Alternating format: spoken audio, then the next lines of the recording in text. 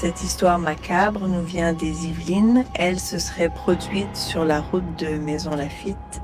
C'est un soir d'été, une heure très avancée de la nuit. Un jeune couple rentre chez lui sur une route de campagne, en pleine forêt domaniale de Saint-Germain-en-Laye est complètement isolée. C'est la panne. L'homme sort de la voiture et part à pied à la recherche d'une station d'essence.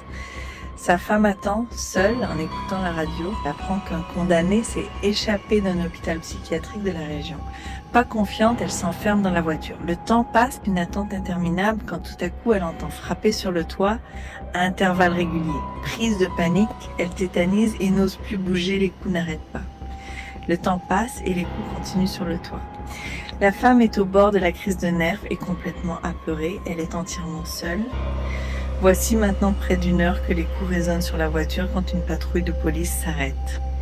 2 agents s'approchent et s'arrêtent à quelques mètres de la voiture, le regard effrayé.